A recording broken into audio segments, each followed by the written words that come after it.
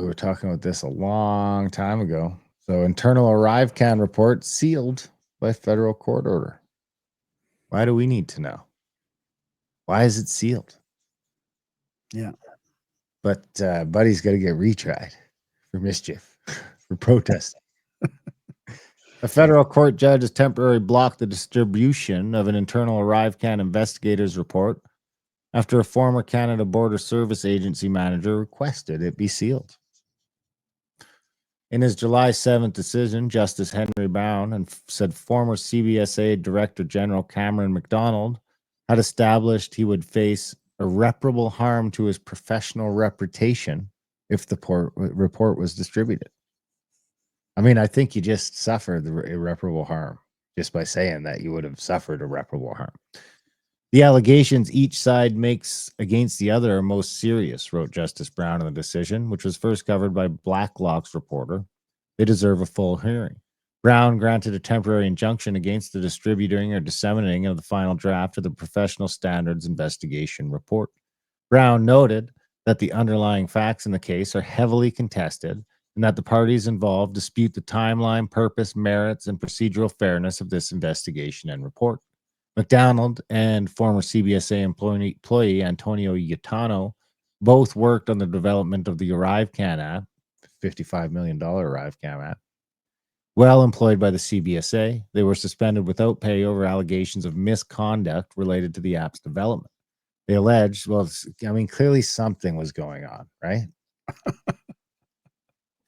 They allege that the suspicions were an attempt to silence their criticism and have said they're being scapegoated by current and former executives of the CBSA. McDonald and Yatano told a parliamentary committee in 2024 they were targeted for telling the same committee that senior CBSA executives misled Parliament when they appeared before MPs earlier in the fall to answer questions about the ArriveCAN app. An internal preliminary statement of facts completed in 23 by the CBSA has never been made public. McDonald and Yatano requested back in 23 that the report be rescinded, claiming they were denied procedural fairness during the agency's investigation. Were not told of the details of the complaint that triggered the investigation. Conservative MP Larry Brock read out a portion of the report at the 2024 meeting of the House of Commons Government Operations Committee, saying that alleged serious employee misconduct, so serious that the CBSA required the RCMP to investigate at least 2 criminal charges, fraud and bribery. He added that the report said an ArriveCAN contractor had also solicited a bribe.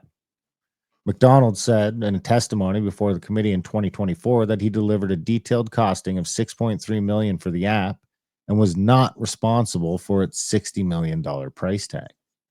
A non-binding motion for GC Strategies to reimburse $64 million to taxpayers within 100 days recently passed in the House of Commons, despite Liberal MPs voting against it.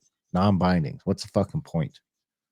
The ArriveCAN app, which was used to track the COVID-19 vaccination status of travelers entering Canada, became the center of a scandal over the exorbitant costs of building it and issues related to the procurement process.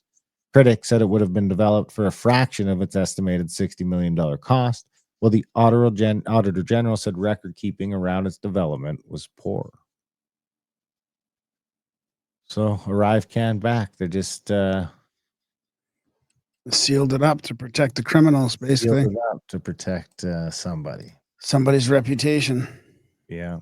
Well, just after that all those headlines about giving their money back, and as if that really makes a big difference. They're wasting billions, but